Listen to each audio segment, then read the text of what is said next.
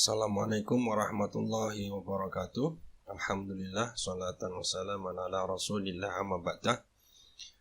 Rekan-rekan para mahasiswa sekalian yang dirahmati Allah, pada kesempatan hari ini saya akan menjelaskan desain pembelajaran Dig and Carry. Materi ini sebagai lanjutan dari materi yang kita pelajari secara studi tag kemarin, yakni domain teknologi pembelajaran. Di dalam domain teknologi pembelajaran, salah satu domainnya adalah domain desain. Nah, kali ini saya akan menjelaskan bagaimana mendesain sebuah pembelajaran yang di dalamnya ada desain pesan, kemudian desain strategi pembelajaran, dan seterusnya. Baik. Desain pembelajaran menurut Dig and Carry ini terdiri dari 10 langkah. Sebagaimana pada gambar di samping ini ada 10, nomor 1 yang pertama, kemudian nomor 2 dan 3 itu pada posisi yang sejajar, sehingga nanti pelaksanaannya urutan nomor 2 dan nomor 3 ini dilakukan secara sejajar ya. Kemudian dilanjutkan dengan urutan nomor 4, 5, 6, 7, 8. Adapun urutan nomor 9 tidak secara simultan berurutan setelah nomor 7, tetapi posisinya adalah pada di atas nomor 2, 3, 4, 5, 6, 7, 8. Karena nomor 9 ini sifatnya sebagai feedback atau revisi nantinya. Dan yang terakhir adalah posisi nomor yang ke-10. Oke, baik. Saya akan jelaskan satu persatu apa itu isi dari nomor 1 sampai dengan nomor 10. Yang pertama adalah identifikasi tujuan umum pembelajaran atau pengajaran. Kedua, melaksanakan analisis pengajaran. Nomor 3, mengidentifikasi tingkah laku masukan dan karakteristik siswa. Oke, Anda baca sendiri ya, nomor 4, 5, 6, 7, 8, 9, 10 supaya lebih cepat. Baik, yang pertama adalah mengidentifikasi tujuan umum pengajaran.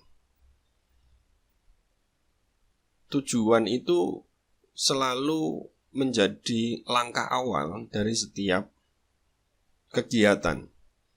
Anda dalam manajemen, kalau ada fungsi manajemen, maka fungsi yang pertama adalah perencanaan, dan perencanaan itu yang dipikirkan, dirumuskan pertama kali adalah tujuan atau arah dari kegiatan yang akan dilakukan. Begitu juga dengan desain pembelajaran ini, yang pertama adalah mengidentifikasi tujuan umum pembelajaran.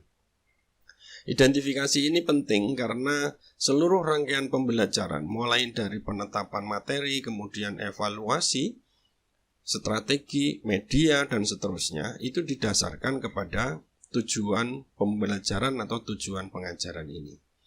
Jika tujuan ini arahnya sudah tepat, maka secara umum kemungkinan besarnya proses-proses selanjutnya juga bisa dikatakan tepat. Namun jika pembelajarannya ini kurang tepat, maka proses selanjutnya juga menjadi kurang tepat.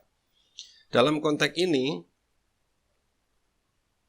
tujuan pembelajaran bisa kita analisis dari 4 unsur. Yang pertama adalah audien, yang kedua adalah behavior, yang ketiga adalah condition, dan yang keempat adalah degree atau yang biasa disingkat dengan A, B, C, dan D.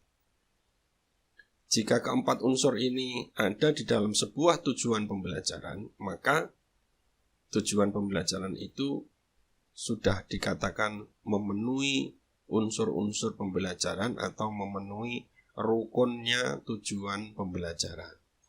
Tapi persoalannya adalah apakah A-nya sudah tepat, B-nya sudah tepat, C-nya sudah tepat, dan D-nya sudah tepat. Karena itu maka bisa dilihat pada contoh berikut ini.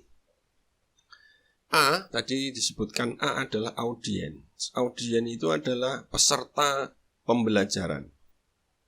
Jika sekolah, maka pesertanya tentu siswa. Jika perguruan tinggi atau pendidikan tinggi, maka mahasiswa. Jika itu adalah ceramah umum, maka pesertanya adalah atau audiennya adalah peserta ceramah umum. Seminar, audiennya peserta seminar. Pengajian umum, audiennya ya peserta pengajian, dan seterusnya. Yang kedua adalah B, behavior. Behavior ini adalah tingkah laku. Nah, dari adanya behavior di dalam tujuan pembelajaran ini menunjukkan bahwa aliran psikologi behavioristik masih mendominasi di dalam proses pembelajaran kita. Karena ukuran sebuah proses pembelajaran dilihat di dalam perubahan tingkah laku atau behavior ini. Nah, dalam konteks inilah behavior harus terumuskan, harus terjelaskan di dalam tujuan pembelajaran dengan menggunakan kata kerja operasional. Kata kerja operasional ini kata kerja yang mudah dan dapat untuk diukur ketercapaiannya. Nah, kata kerja operasional ini nanti bisa dicek di dalam poin yang akan saya kirimkan atau di dalam materi yang akan saya kirimkan secara terpisah sebagai dasar Anda untuk mempertimbangkan memilih kata kerja operasional. Sebagai contoh saja, kata kerja operasional di sini adalah menyebutkan, mempraktikkan. Nah, ini mudah diukur, menyebutkan. Misalnya, apakah siswa sudah bisa menyebutkan? Tinggal ditanya saja, sebutkan apa misalnya. Atau pertanyaan secara tertulis, sebutkan 5 rukun Islam misalnya. Sebutkan rukun wudhu misalnya, dan seterusnya. Nah, ini mudah mengukurnya. Jika bisa menyebutkan, ya berarti sudah tercapai tujuan pembelajarannya. Atau mempraktikkan, praktikkan. Atau siswa disuruh praktek, kita lihat prakteknya. Jika prakteknya tepat, maka siswa sudah mempraktikkan. Inilah yang disebut dengan kata kerja operasional atau kalau disingkat menjadi KKO. Sebagai contoh, behavior di sini adalah menyebutkan aliran filsafat, mempraktekkan sholat gaib, dan yang lainnya. Anda bisa memberikan atau membuat contoh sendiri dari kata kerja operasional berdasarkan file atau materi yang akan saya kirimkan secara terpisah. Condition, C atau C ya, condition. Condition ini adalah sebuah kondisi yang didesain oleh guru agar behavior yang sudah ditetapkan tadi itu bisa dicapai oleh audien. Misalnya, supaya mahasiswa bisa menyebutkan aliran-aliran filsafat, itu apa desain atau kondisi yang dirancang oleh guru atau oleh dosen. Supaya siswa bisa mempraktikkan sholat gaib, maka guru harus merancang, mendesain sebuah kondisi sehingga dengan kondisi tersebut pada akhirnya siswa mampu mempraktikkan sholat gaib. Di antara kondisi-kondisi yang bisa dipilih antara lain tayangan video, diskusi, demonstrasi, ceramah, debat, dan yang lain-lainnya. Masih banyak kondisi-kondisi yang bisa kita gunakan. Ya, asal jangan untuk cepat hafal, misalnya Anda menyarankan meminum buku yang sudah direndam dalam air supaya cepat hafal. Nah, itu condition yang tidak masuk akal. Oke. Yang terakhir adalah D atau degree. Degree ini sebagai ukuran tingkatan sejauh mana behavior yang sudah ditetapkan dicapai oleh siswa. Degree ini ada 2, degree kuantitatif yang dituliskan dalam bentuk angka 1, 2, 3, 4, 5, 6 dan seterusnya, atau degree kualitatif. Degree kualitatif ini degree tingkat kualitas capaian behavior tadi itu. Oleh karena itu maka A, B, C, D ini harus terumuskan secara lengkap unsur-unsurnya di dalam sebuah tujuan pembelajaran. Bisa difahami? Masih bingung? Oke, jika masih bingung atau belum paham, kita lihat pada slide berikutnya. Oke, teman-teman, untuk lebih jelasnya, Saya akan tunjukkan contoh ya. Bisa diperhatikan contoh berikut ini. Di samping kanan saya ini adalah, atau di samping kiri saya adalah siswa dapat menyebutkan 4 contoh tumbuhan dikotil melalui tayangan video dengan benar. Yang warna merah itu A, audien. Yang biru B, behavior. Yang hitam itu degree, 4 dan dengan benar. Kemudian conditionnya itu adalah coklat melalui tayangan video. Sehingga rumusan A, B, C, D, tujuan pembelajarannya adalah siswa dapat menyebutkan 4 contoh tumbuhan dikotil melalui tayangan video dengan benar. Namun kalimat ini kurang nyaman didengar, maka urutannya kita rubah sedikit. Yang penting unsur-unsur ABCD-nya tetap ada. Hanya urutan ABCD-nya kita rubah menjadi CABD. C-nya adalah melalui tayangan video, A-nya siswa, behaviornya dapat menyebutkan contoh tumbuhan dikotil, D-nya, D-kuannya adalah 4, D-kualnya adalah dengan benar. Sehingga kalimat tujuannya menjadi melalui tayangan video, siswa dapat menyebutkan contoh tumbuhan dikotil dengan benar. Unsur-unsurnya ada semua, hanya urutannya saja yang kita rubah. Oke, demikian. Sudah bisa difahami dengan jelas ya sekarang. Ya, itu terkait dengan bagaimana menganalisis atau merumuskan tujuan pembelajaran.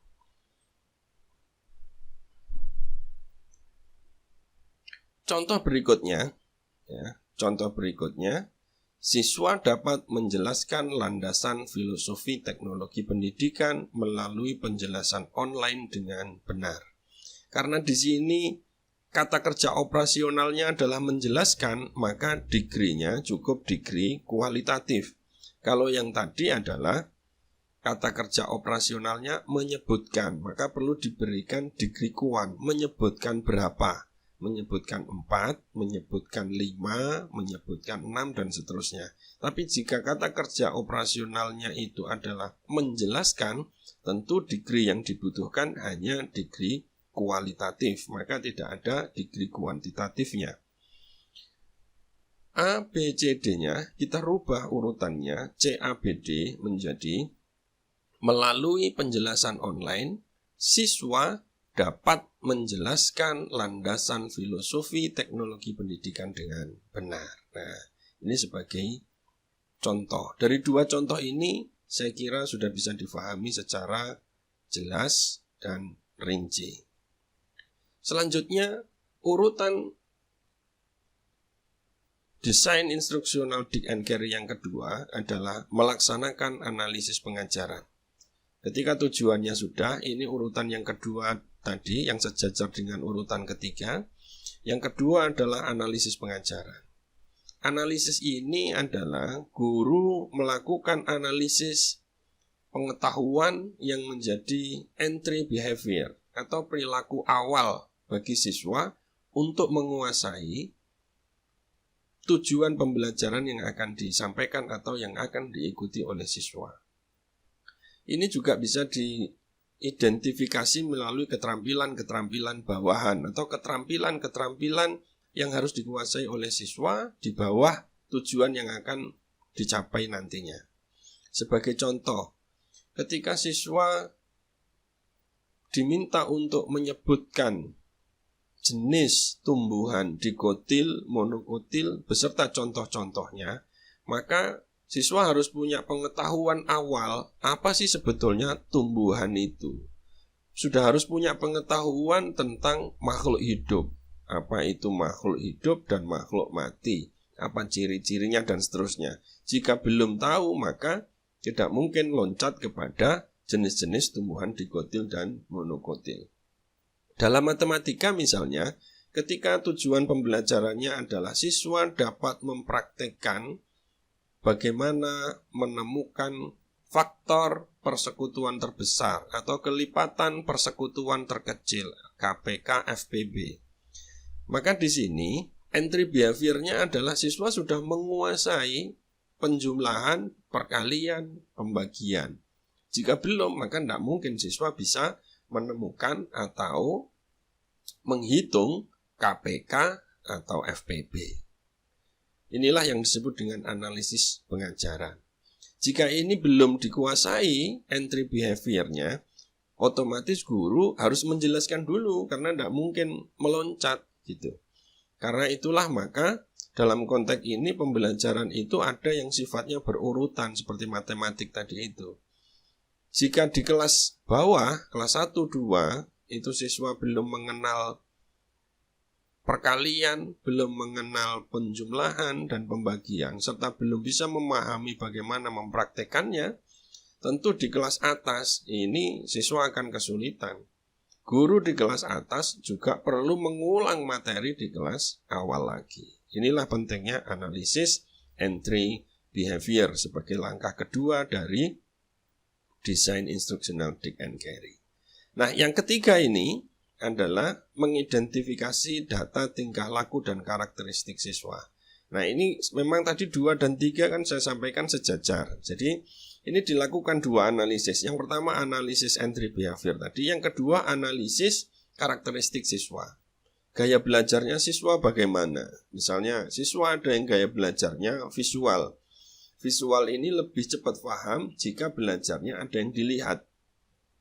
Membaca buku, melihat slide misalnya, pokoknya ada yang dilihat materinya. Tapi ada siswa yang tidak visual tapi justru auditorial. Dia lebih suka, lebih cepat paham jika belajar dengan materi yang bersifat audio. Mendengarkan ceramah, mendengarkan cerita gitu. Ini audio sifatnya, auditorial. Dia suruh membaca tidak senang. Kalau disuruh membaca, maka dia pasti akan menawar. Sudah, dijelaskan saja Bu, saya dengarkan, atau dijelaskan saja Pak, saya dengarkan. Kalau ada teman Anda yang Anda berikan novel Dylan misalnya, kemudian dia, sudah aku males baca, cerita Noai gitu, ceritakan saja, ya tentu dia berarti auditorial. Satu lagi yaitu ada gaya belajar kinestetik. Kinestetik itu belajarnya dengan praktek. Dia baca males, mendengarkan marah. Wes praktek saja, langsung bisa, langsung paham. Jadi ada 3 karakteristik gaya belajar ini misalnya. Kemampuan berpikir nanti juga ada perbedaan-perbedaan antara satu siswa dengan siswa lain. Ini nanti Anda pelajari di materi yang lain. Kalau dijelaskan di sini semua tidak mungkin. Oke, gitu ya. Jadi yang ketiga ini analisis karakteristik siswa yang dilakukan bersamaan dengan analisis entry behavior. Oke. Berikutnya adalah yang keempat, merumuskan tujuan performansi. Nah, ini hampir sama, mendetailkan dari tujuan yang pertama tadi. Di dalam tujuan performansi ini harus mengikuti, kalau tadi yang pertama itu menganalisis, di sini merumuskan. Jika hasil analisisnya tadi A, B, C, D-nya sudah lengkap, berarti di tujuan performansi ini sudah terpenuhi.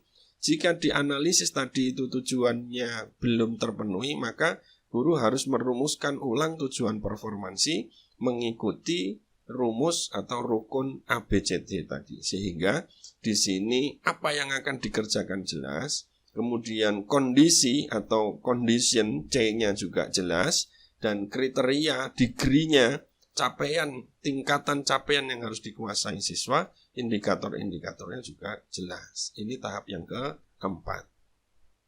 Tahap yang kelima adalah mengembangkan butir-butir tes acuan patokan. Ini disebutkan tes acuan patokan, karena tes itu ada 2, tes acuan norma dan tes acuan patokan, atau penilaian acuan patokan dan penilaian acuan norma. PAP dan PAN. Saya tidak akan jelaskan ini detail, nanti Anda fahami dalam mata kuliah evaluasi atau penilaian pembelajaran. Langsung saja ke tes acuan patokan. Yang dimaksud di sini adalah guru mengembangkan butir-butir soal, butir-butir tes untuk menguji apakah behavior yang sudah ditetapkan sudah dikuasai oleh siswa atau belum. Nah, tes ini bermanfaat untuk memahami tadi apakah siswa sudah mencapai kriteria yang sudah ditetapkan oleh guru atau belum. Detailnya nanti Anda pelajari tesnya di mata kuliah penilaian ya, saya nggak akan jelaskan semuanya. Langkah yang keenam, mengembangkan strategi pembelajaran. Ya, disinilah titik tekan kita. Anda harus pahami ini, karena setelah ini adalah kita akan latihan sebagai tugas Anda mengembangkan strategi pembelajaran berbasis teknologi. Nah, dalam pembelajaran ini, strategi pembelajaran yang dimaksud mencakup kegiatan pra-pembelajaran, penyajian informasi, penyajian materinya, praktek dan umpan baliknya, kemudian kegiatan selanjutnya setelah mengikuti program pembelajaran. Baik, di dalam pengembangan strategi pembelajaran ini harus didasarkan kepada pengamatan berdasarkan penelitian terhadap karakteristik tujuan pembelajaran yang sudah saya sebutkan tadi. Hal ini supaya strategi pembelajarannya sesuai dengan tujuan yang ingin dicapai, sesuai dengan karakteristik siswa, dan sesuai dengan karakteristik materi dan media yang akan digunakan. Sebagai contoh misalnya, ketika kita akan menggunakan strategi pembelajaran berbasis teknologi online, maka kita harus analisis dulu lingkungannya mensupport atau tidak. Apakah siswa menguasai teknologinya atau tidak, dan seterusnya. Nah, inilah pentingnya penelitian awal atau pengamatan awal di dalam mengembangkan strategi pembelajaran. Oke, kita lanjutkan ke langkah yang ke-7, yaitu mengembangkan dan memilih materi pelajarannya. Kalau yang ke-6 tadi strateginya, yang ke-7 ini adalah memilih materinya. Memilih materi ini dalam konteks pembelajaran bisa dalam berbagai bentuk, di antaranya dalam bentuk tutor atau tutorial, atau dalam bentuk modul, sehingga siswa cukup mempelajari modulnya saja, dalam bentuk slide, gambar, video, atau format-format multimedia, dan yang saat ini di era digital adalah menggunakan web untuk pembelajaran jarak jauh. Nah, ini bisa kita pilih salah satu, tentu berdasarkan pengamatan dan penelitian awal tadi. Nggak mungkin kita menggunakan web ya untuk pembelajaran jarak jauh pada tempat-tempat yang tidak ada support pendukung internetnya. Tidak mungkin kita menggunakan web jika guru sendiri juga tidak menguasai teknologinya, atau siswa juga tidak menguasai teknologinya. Karena itu, maka harus dikembangkan format atau bentuk materi pembelajaran yang sesuai dengan analisis-analisis, sesuai dengan lingkungan, sesuai dengan situasi yang mendukung di dalam menjalankan strategi dan materi yang akan digunakan ini. Oke, langkah ke-8 yaitu merancang dan mengembangkan evaluasi formatif. Evaluasi formatif ini adalah evaluasi setelah satu pokok bahasan. Ya, evaluasi formatif ini guru membuat instrumennya, membuat alatnya untuk menilai. Nah, menilai ini bisa dilakukan dengan tes dan non-tes. Tes juga bisa dilakukan dengan tes tulis, tes lisan, ini kalau bentuk tesnya, tes tulis, tes lisan, tes praktik, dan yang lain-lain. Nah, adapun kalau melihat dari proses pelaksanaan tes, bisa dilihat dari tes perorangan individual, tes kelompok, penugasan secara kelompok, atau tes uji lapangan. Ini 3 evaluasi formatif dilihat dari proses pelaksanaannya. Tapi jika dilihat dari bentuknya, bisa tes tulis, tes lisan, tes praktik, dan seterusnya. Langkah yang ke-9 yaitu merevisi bahan pembelajaran. Nah, dari 1, 2, 3, 4, 5, 6, 7, 8, nah itu tadi setelah 8, maka yang ke-9 tadi, maka posisinya kalau kita lihat di gambar urutan 1 sampai 10, angka 9 tadi saya jelaskan berada di atas nomor 2 sampai nomor 8, karena ini revisi. Kenapa ada di atas? Karena berdasarkan pelaksanaan sampai pada tahapan ke-8, itu kemudian dijadikan dasar untuk merevisi bahan pembelajaran atau merevisi desain. Apakah yang keliru itu di materinya atau di strateginya, atau bahkan mungkin di dalam merumuskan tujuan pembelajarannya itu juga ternyata ada kesalahan, ya harus direvisi. Maka revisi itu ada pada posisi di atas nomor 1, 2, 3 dan seterusnya tadi itu. Oke, itu ya revisi. Nah, revisi itu yang perlu dipertimbangkan adalah revisi isi, bahan, konten, kemudian revisi cara-cara yang dipakai di dalam proses pembelajaran. Itu tahapan ke-9. Oke, baik. Sampailah kita kepada tahapan terakhir desain pembelajaran Dick and Carey yang ke-10, yakni mendesain dan melaksanakan evaluasi sumatif. Evaluasi sumatif ini adalah evaluasi yang dilakukan dalam akhir semester atau kita biasa sebut dengan UAS, ujian akhir semester. Kalau formatif itu tadi adalah setelah satu sub pokok bahasan. Nah, dari 1 sampai 10 ini, jika formatif tadi sudah dilaksanakan secara runtut, tidak ada yang terlewat, maka bisa juga tahapan ke-10 ini tidak dijalankan. Nah, inilah kenapa menteri kita kemarin itu menghapus ujian akhir, tapi meletakkan ujian ini di tengah, yaitu untuk mengetahui, memetakan tingkat kemampuan peserta didik, bukan untuk penyaringan lulus atau tidak lulus. Nah, gitu. Dan menghilangkan juga mid semester misalnya. Kenapa tidak perlu mid semester? Kalau sudah dilakukan formatif rutin, runtut, nggak ada yang kelewat, ya nggak perlu mid semester. Seperti saya, mata kuliah ini juga nggak ada mid semester. Bahkan sumatif juga tidak ada. Kenapa? Karena di setiap materi saya sudah melakukan ulangan-ulangan formatifnya dalam bentuk kuis, dalam bentuk pertanyaan-pertanyaan, dan yang terakhir dalam bentuk penugasan. Sehingga saya tidak menjalankan mid semester atau tidak mengadakan ujian akhir itu bukan karena saya ngawur, tetapi ada teori yang mendasarinya. Sekian apa yang bisa kami sampaikan, semoga bisa difahami dan memberikan manfaat untuk kita semuanya.